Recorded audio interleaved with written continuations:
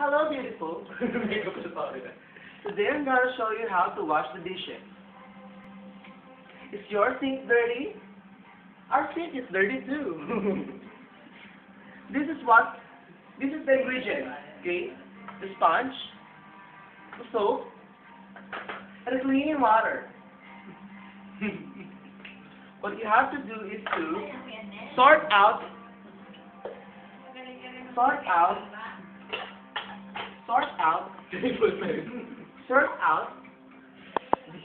the glasses away from the other dishes.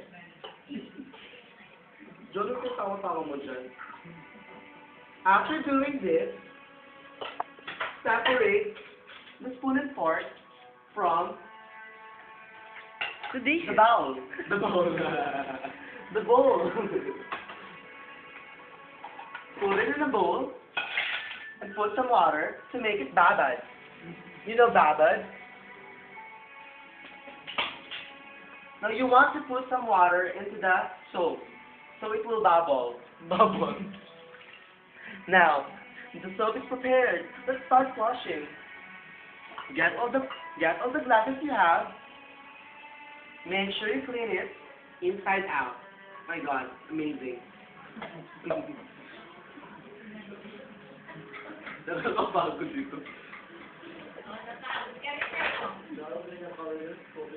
Maybe you're asking why we have to wash the glasses first. This is because it hits the mouth first.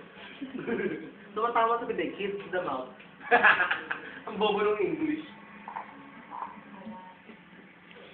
I'm almost done.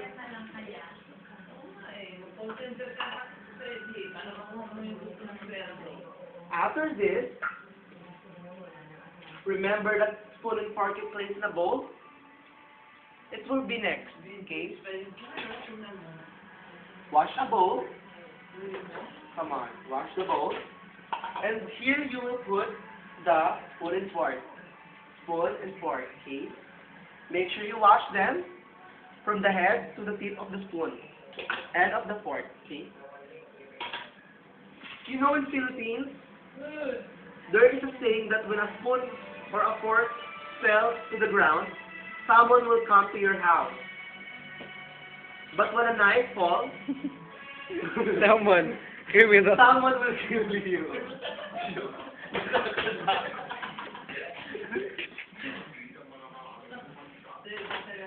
Now, ano yung English ng dog, ma? Ano yung English ng dog? Ano yung English ng dog? Now, if a sand dog will fall, surely Louis will come. Surely Louis will come.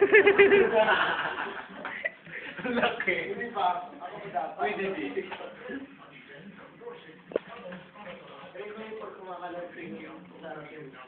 Ano yun? No. Stop it. Louis, makatawa mga God. Dito ka-exciting pag-ugat araw-araw ngayon. May tutorial. Bas mo na muna. Now, I'm done washing the spoon and fork. Next stop, the plate.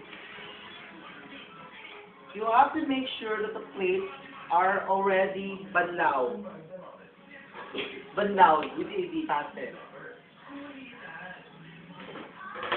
As you can see, I am sorting it out to avoid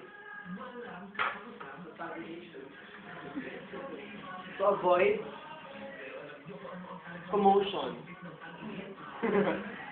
Nagulo ka, baka malaglag yung mga plato at kutsara na magulo. Diba?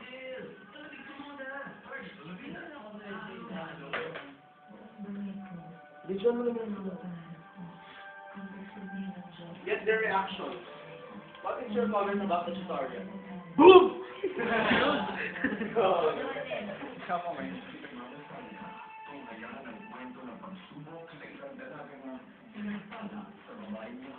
Kung bumama tayo dito, Tagalog naman daw. Ayan mga bata, malapit na ako matapos sa paghuhugas. Konti na lamang at makakaraos na ako. Kung nakikita niyo, isang plato na lang natitira at isang mangkok na malaki. Ang layo eh.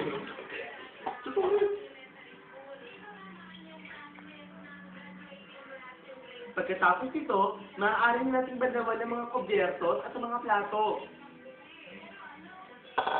Ayan mga bata, ito na ang huling piraso na aking huhugasan sa grupong ito.